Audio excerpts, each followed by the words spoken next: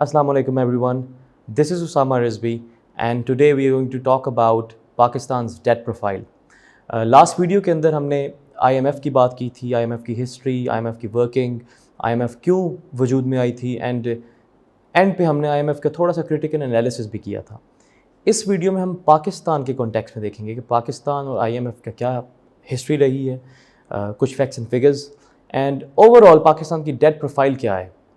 Date के issue को cover करने का इम्पोर्टेंस इस लिहाज से बहुत ज़्यादा है कि अब हमारा डेट इस लेवल पे जा पहुंचा है कि वो खाली इकोनॉमिक इशू नहीं रहा, अब वो नेशनल सिक्योरिटी का इशू बन गया है, एक नेशनल एमरजेंसी का इशू बन गया है.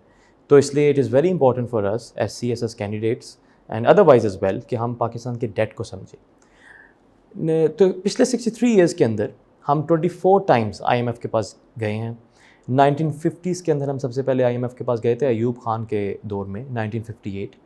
और हमें एक चीज़ होती है, इससे पहले हम देखें स्पेशल ड्राइंग राइट्स. जब IMF की फिगर्स आप पढ़ेंगे जो मैं भी बताऊंगा आपको, तो आपको एक चीज़ मिलेगी SDRs.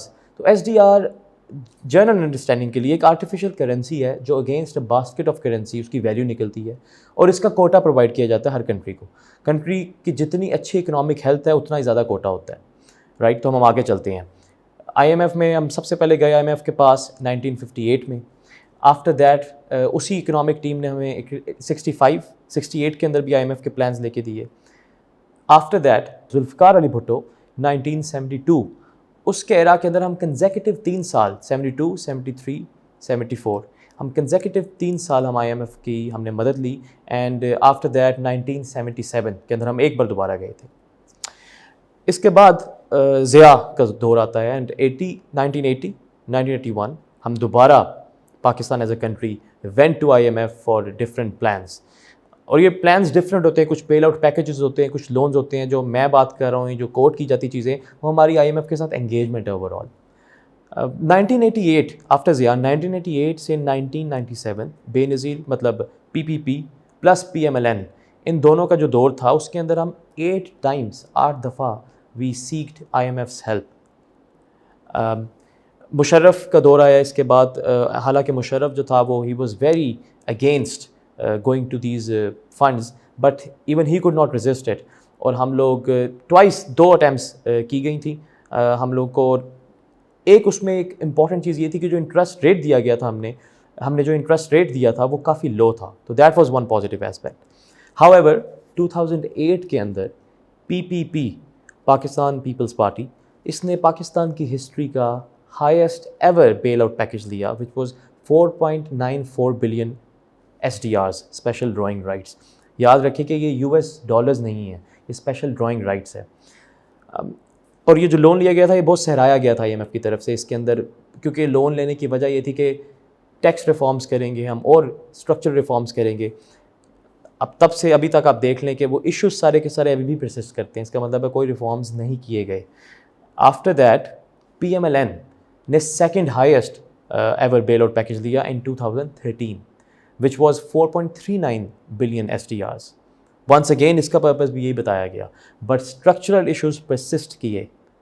अगर हम इसको ओवरऑल ब्रेक करें, कुछ इंसाइट्स इन फैक्ट्स में से निकालें, तो अभी तक जितनी बार हम लोन ले चुके हैं उसमें से 47% लोन के लिए एक पार्टी रिस्पॉन्सिबल है, पाकिस्तान पीपल्स पार्टी. सेकंड नंबर पे आती है PMLN जिसका 35% इसमें हिस्सा है. एंड एंड पे आते हैं मिलिट्री डिक्टेटर्स जिन्होंने 18% इसमें कंट्रीब्यूट किया है. PMLN 4 दफ़ा IMF के पास जाके भी उसका जो टोटल अमाउंट ऑफ लोन था वो मिलिट्री डिक्टेटर्स के 7 टाइम्स से भी ज़्यादा है. तो हम काफ़ी ज़्यादा एसिमेट्री देखते हैं हमारे लोन की हिस्ट्री के अंदर. हम रीसेंट बात करते हैं PTI की. PTI ने जो अपने 45 मंथ्स के अंदर 49 बिलियन डॉलर्स के लोन लिए, उसके बाद जो टोटल बोरोइंग्स थी वो 57 बिलियन डॉलर्स थी. बोरोइंग्स और लोन्स में फ़र्क ये है कि बोरोइंग्स के अंदर बॉन्ड जो फ्लोट करते हैं, अब दूसरा इंटरनेशनल मार्केट्स को एक्सेस करके जो कैपिटल रेज करते हैं वो भी आ जाता है, जबकि लोन्स स्पेसिफिकली एक ट्रेडिशनल लोन की फॉर्म में होते हैं. PTI के दौर में ऑफ कोर्स क्योंकि डॉलर डिवैल्यू हुआ और सप्लाई चेन इश्यूज थे, कोविड-19 था, तो अमाउंट ऑफ लोन भी ज़्यादा बढ़ गई. और ये ट्रेंड अगर हम ग्राफ देखें तो पिछली गवर्नमेंट, हर आने वाली गवर्नमेंट पिछली गवर्नमेंट से ज़्यादा लोन लेती है, बिकॉज इसे डेट ट्रैप कहते हैं कि आप पुराने लोन्स को उतारने के लिए नए लोन्स लेते हैं. जो करंट फिस्कल ईयर है فسکل ایئر ہوتا ہے 1 جولائی سے 30 جون تک. کرنٹ فسکل ایئر میں پی ٹی آئی نے جو لون لیا پہلے 9 مہینے میں، اس کا 70% انہوں نے گورنمنٹ اسپینڈنگ کے اندر گزارا، جبکہ کہ اس سے ری پیمنٹ کرنی تھی.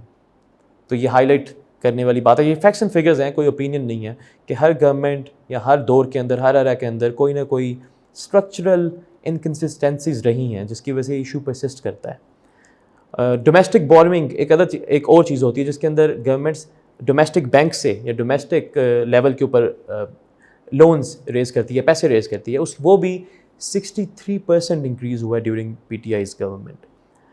کیوں ہوا، کیسے ہوا، صحیح تھا نہیں، اس کی اب ابھی بحث نہیں کر رہے، بٹ یہ فیکٹس اینڈ فگرس کے اوپر اگر ہم بات کریں تو یہ اس طرح ہے. ہولسٹک پوائنٹ آف ویو میں دیکھیں تو پچھلے 6 سالوں کے اندر ہمارا جو ڈیٹ ہے وہ 200% انکریز ہوا ہے. 2015 میں $60 بلین تھا ہمارا فورن ڈیٹ، 2021 کے اندر that was $130 billion, more than doubled. جبکہ اس کے اپوزٹ جو ایکسپورٹس ہیں وہ صرف 3% انکریز ہوئی ہیں.